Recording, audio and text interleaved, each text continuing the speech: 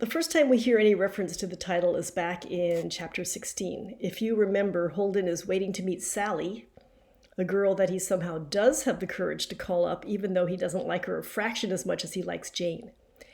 Anyway, he's on his way to buy his sister Phoebe a record, Little Shirley Beans. And as he walks towards Broadway, he sees a family walking down the street. I'm going to read the quote. "This family that you could tell just came out of some church were walking right in front of me, a father, a mother, and a little kid about 6 years old. They looked sort of poor. The father had on one of those pearl gray hats that poor guys wear a lot when they want to look sharp. He and his wife were just walking along, talking, not paying any attention to their kid. The kid was swell. He was walking in the street instead of on the sidewalk, but right next to the curb. He was making out like he was walking a very straight line the way kids do, and the whole time he kept singing and humming. I got up closer so I could hear what he was singing. He was singing that song, 'If a Body Catch a Body Coming Through the Rye.' He had a pretty little voice, too. He was just singing for the hell of it, and you could tell. The car zoomed by, brakes screeched all over the place, his parents paid no attention to him, and he kept on walking next to the curb and singing, 'If a body catch a body coming through the rye.' It made me feel better. It made me feel not so depressed anymore." So Holden has an immediate liking for this kid. The kid was swell. He's so pure and innocent singing his song. But notice that the kid is in terrible jeopardy. He's walking dangerously close to cars that are swerving and brakes are screeching. And the kid is oblivious to it. And what's worse, his parents also don't seem to notice or care that their child is in danger. Does that remind you of anyone? So the next time the title appears is one of the big moments in the book. Holden has now broken into his own home like a thief, which is really sad. Where can Holden go if he can't even belong in his own home? He and Phoebe, brother and sister, have now reunited. Phoebe is everything good in humanity. Notice, for instance, that when she wakes up very easily.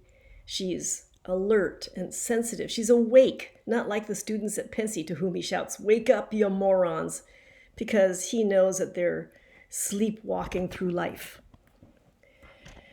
Phoebe figures out right away that Holden has been expelled from yet another school. She rightly says, "Daddy'll kill you." And then she calls him out in the most direct way. "You don't like anything that's happening." It made me even more depressed when she said that. "Yes, I do. Yes, I do. Sure, I do. Don't say that. Why the hell do you say that?" "Because you don't. You don't like any schools. You don't like a million things. You don't." "I do. That's where you're wrong. That's exactly where you're wrong. Why the hell do you have to say that?" I said. Boy, was she depressing me. "Because you don't," she said. "Name one thing." "One thing? One thing I like," I said. Okay. The trouble was, I couldn't concentrate too hot. Sorry for the bullet points. They don't belong there.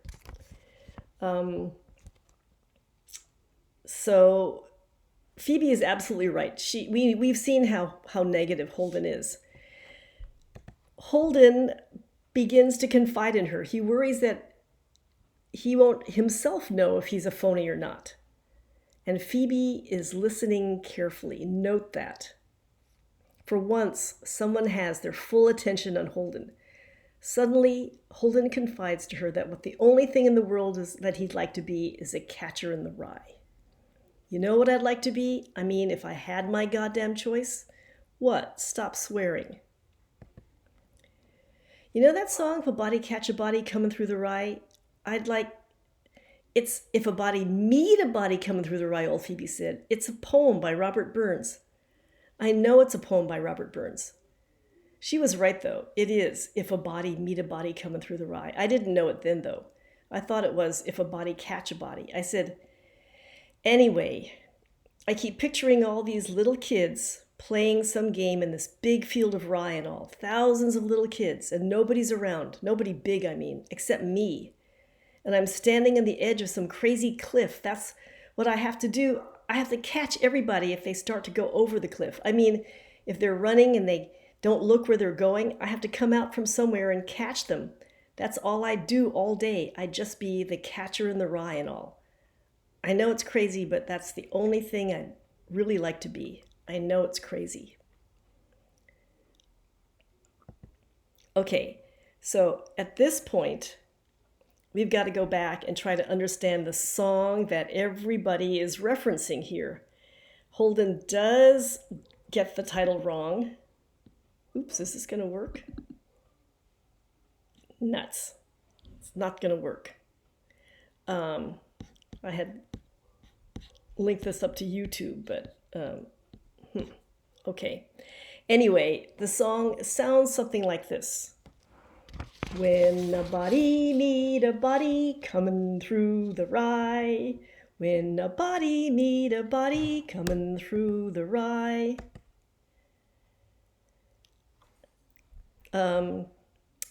And I'm not going to sing anymore. Here are the you can find it on YouTube. Here are the actual lyrics with the Scottish brogue up here and the modern English translation here.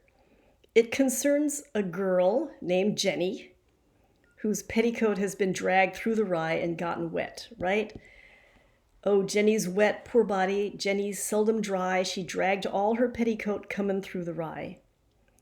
Rye is a tall grass like wheat before it's cut down. It appears that she has encountered someone, a body, who has made her kiss him. So if a body meet a body coming through the rye, if a body kiss a body, need a body cry. So the lyrics are from the male's point of view here. Hey, if a body kisses another body, what's the big deal? Why do you have to go and cry about it? And why does the world have to know about it too? Why should Jenny be upset about this encounter? Parenthetical aside, whose name does Jenny remind you of?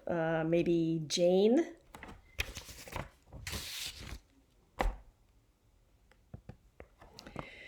So all we know is that something has happened to Jenny, but her poor, wet, bedraggled feelings are totally dismissed. Okay, if we were back in the classroom, I would have had you draw the image of what Holden is describing here. Instead, I'll have to use these pictures. Now that you can visualize Holden's image, unpack this extended metaphor. What is the field? What's the rye? This tall grass. Why are the children running in this field? Where's Holden? Holden is at the very edge. What does the cliff represent? Who's at the bottom of the cliff? Where would you place adults and perverts and phonies? Where's DB and James Castle? Where would you put Allie and the nuns? I would have liked you to unpack the metaphor yourselves. More fun that way, right? But in the name of efficiency, I'll try to do some explaining here. So most people generally regard the field of rye as the state of innocence that children live in. They don't see the dangers of growing up any more than that swell kid realized that he was walking in traffic. The rye is above their heads and hides that dangerous view, that the dangerous cliff from their view. Once you are falling off, you are booted out of that sort of Garden of Eden state of innocence down into the land of the phonies. Adults clearly have fallen off and are now at the bottom of the cliff. This is where Holden sees phonies and perverts heaped up.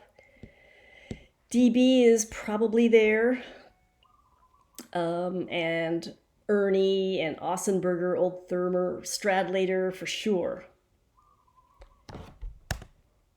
And Holden, all he wants to do is to protect children from this fallen state. Note who are not phony to him, Allie and Phoebe, and every child in this book. Why is protecting them so important? Well, he couldn't protect Allie, and he feels responsible. He's been carrying this horrible burden of guilt around. And in a world that he sees as violent and conformist, corrupt, unkind, phony, he wants desperately to protect Phoebe. Where would Jane be? That's the thing he doesn't know. Is she here still on the field? Or is she here? And why is Holden at the edge of the cliff? Because he is teetering on the edge of childhood and adulthood. This is the demarcation. Has he himself fallen off? Well, I think we are seeing that he is in the act of falling off for sure. Where is Allie? Is he in heaven, up in the clouds? Does he deserve, a gravestone somewhere in that field of rye? Holden would like Allie's memory frozen in time, in a place of innocence, just like the unchanging Eskimos in the museum. He doesn't want time to pass because that means that he, Holden, has to accept change. And he can't. He fears that he would lose Allie that way. And what about James Castle? Remember him? He was a student at Holden's previous school who was being bullied, and rather than submit, he literally jumps out the window and falls to his death. Here is that passage. James Castle called the bully a very conceited guy, and they squealed at him to the biggest bully. So Stabile, with about 6 other dirty bastards, went down to James Castle's room and went in and locked the goddamn door and tried to make him take back what he said, but he wouldn't do it. So they started in on him. I won't even tell you what they did to him. It's too repulsive. But he still wouldn't take it back, old James Castle. And you should have seen him. He was a skinny little weak-looking guy with wrists about as big as pencils. Finally, what he did, instead of taking back what he said, he jumped out the window. I was in the shower, but notice that James Castle is wearing Holden's turtleneck sweater. All they did with the guys that were in the room with him was expel them. They didn't even go to jail. So we now know that Holden has actually witnessed 2 traumatic deaths in his young life. No one is there to catch James Castle, and no one is there, it appears, to catch Holden either.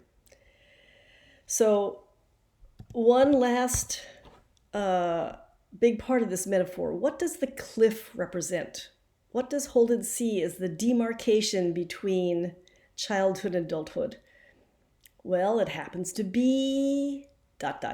sex. Sex is when you can no longer claim yourself to be a child, at least in Holden's view. So now we know why Holden is so conflicted about girls. He's curious about sex, as a red-blooded boy should be, but he is deathly afraid that once he is no longer a virgin, he'll become an adult. And that means being a phony and being mean and a conformist and materialistic. Notice that the only adults that Holden likes are the nuns. Now, why would that be? What is their relationship to sex? Okay, that's it for today. Hope all this makes sense. We're pushing on to the end of the book.